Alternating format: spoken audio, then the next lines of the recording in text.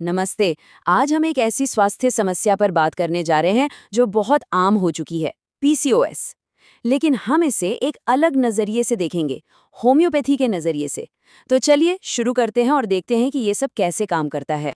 तो सबसे पहले ये समझना जरूरी है कि आखिर ये पीसीओएस है क्या। आइए इसकी जड़ तक चलते हैं, एकदम बेसिक से शुरू करते हैं। तो सवाल ये उठता है कि ये जो हार्मोनल प्रॉब्लम है जिसे आज इतनी सारी महिलाएं जूझ रही हैं, ये असल में है क्या चीज़। तो देखिए, पीसीओएस, जिसे पॉलीसिस्टिक ओवरी सिंड्रोम कहते हैं, ये एक बहुत ही कॉमन हार्मोनल कंडीशन है। इसमें होता क्या है, पीरियड्स रेगुलर नहीं रहते, ओवरीज में छोटी छोटी सिस्ट्स बन जाती हैं और जो मेल हार्मोन है जिसे एंड्रोजन कहते हैं वो बढ़ जाता है। और हाँ, इसका सीधा कनेक्शन हमारे शरीर के मेटाबॉलिज्म से भी है। ठीक है, तो अब हमें ये तो पता चल गया कि पीसीओएस क्या है। अब बात करते हैं इसके लक्षणों की। वो कौन से आम संकेत हैं जिन पर नजर रखनी चाहिए। इसके कुछ कॉमन लक्षण हैं, जैसे पीरियड्स का टाइम पर न आना या मिस हो जाना, चेहरे या शरीर पर एक्स्ट्रा बाल आना जिसे हर्सुटिज्म भी कहते हैं, एक्ने या ऑयली स्किन की प्रॉब्लम, और हाँ, वजन का बढ़ना या फिर वजन कम करने में बहुत मुश्किल आना। इसके अलावा बाल पतले हो सकते हैं, झड़ने लगते हैं और कई बार कंसीव करने में भी दिक्कत आती है। तो चलिए अब आते हैं इस विश्लेषण के सबसे अहम हिस्से पर।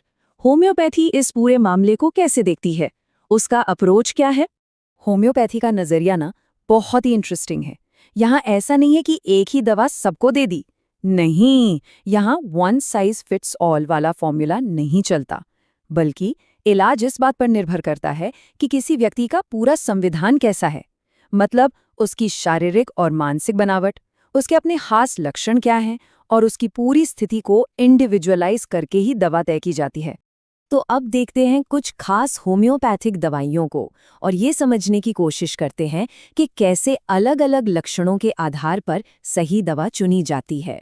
ये टेबल बहुत अच्छे से समझाती है कि वो इंडिविजुअलाइजेशन का सिद्धांत काम कैसे करता है।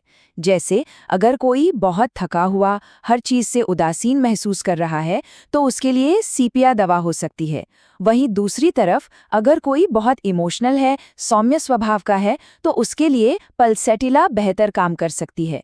इसी तरह एपिस या लैकेसिस जैसी दवाएं भी अलग अलग लक्षणों और स्वभाव के लिए होती हैं।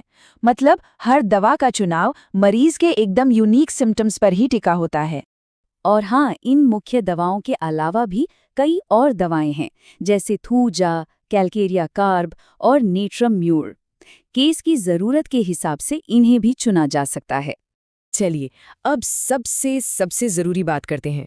इतनी सारी जानकारी तो मिल गई, लेकिन इसका इस्तेमाल पूरी जिम्मेदारी और सेफ्टी के साथ कैसे करना है। देखिए, एक जिम्मेदार तरीका क्या है। सबसे पहला कदम, प्रॉपर डायग्नोसिस। अल्ट्रासाउंड और हार्मोनल टेस्ट बहुत जरूरी हैं। दूसरा, अपनी लाइफस्टाइल में बदलाव लाना, मतलब सही डाइट और एक्सरसाइज मैनेजमेंट का एक बहुत बड़ा हिस्सा है। और तीसरा और सबसे जरूरी, हमेशा किसी प्रोफेशनल से ही सलाह लें। ट्रीटमेंट का चुनाव एक पूरी तरह से व्यक्तिगत जांच के बाद ही होना चाहिए। इस बात को हल्के में बिल्कुल नहीं लेना चाहिए। अगर पीसीओएस की प्रॉब्लम को लंबे समय तक बिना इलाज के छोड़ दिया जाए, तो इससे आगे चलकर इनफर्टिलिटी या दूसरी मेटाबॉलिक परेशानियां हो सकती हैं। इसीलिए इसका सही मैनेजमेंट बहुत ज्यादा जरूरी है।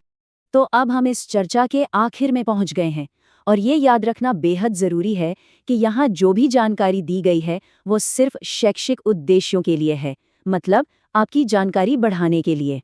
और सबसे जरूरी बात, जो हमारा आखिरी संदेश भी है, वो ये कि कभी भी खुद से दवा लेने की कोशिश ना करें। सेल्फ मेडिकेशन बिल्कुल ना करें। हमेशा एक क्वालिफाइड डॉक्टर से सलाह लें। किसी की भी सेहत के लिए यही एकमात्र सही और सुरक्षित तरीका है।